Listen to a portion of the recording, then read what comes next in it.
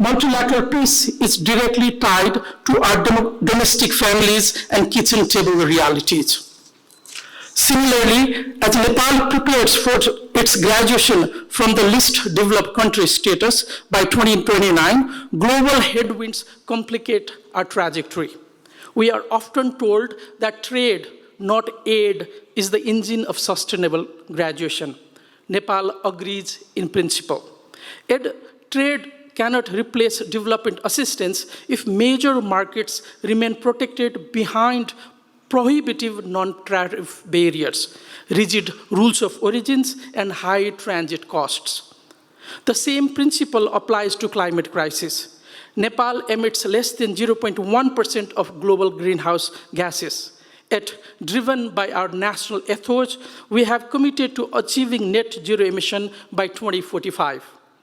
Delivering on our updated nationally determined contribution requires an estimated $74 billion, 85% of which depends on predictable international climate finance. This is not a plea for charity. It is a climate justice. What melts in Himalayas directly destabilizes the river system that sustains billions downstreams. Through platforms like Sagarmada Samvad, Nepal champions the vital link between mountain and ocean ecosystem, calling for grant-based climate finance and urgent fidelity to the 1.5-degree threshold. Our internal progress mirrors this external posture, from constitutional protection for sexual and gender minorities to robust contributory social security and decentralized federal representations. Nepal is building an inclusive society. These are not concessions to external pressures.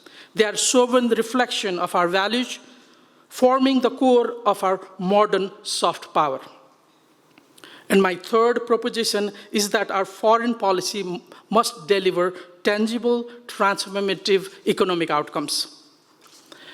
Nepal's democratic journey, from dawn of democracy in 1950 and its restoration in 1990, through the peace process to the Federal Republican Constitution, has been driven by the aspiration of genuine empowerment.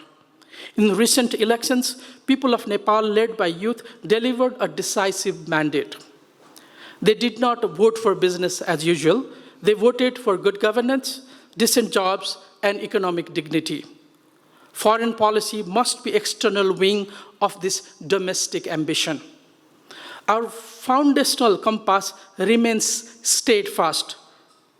Maitri sarvesu bhutesu vairamastu nakenchita, or amity, friendship towards all beings, and enmity towards none. We pursue an independent, non-aligned foreign policy anchored in sovereign equality, mutual respect, non-interference, and international law. What must evolve decisively, however, is our strategic posture. For centuries, Nepal was described as a yam between two boulders. That was the doctrine of its time. In the 21st century, our vision is to transform Nepal into a dynamic, reliable bridge, connecting two of the largest, fastest-growing economies on Earth. Asia drives over 60% of global growth, yet our immediate region remains among the least integrated. We want to turn this challenge into opportunity by placing economic statecraft at the very center of our diplomacy.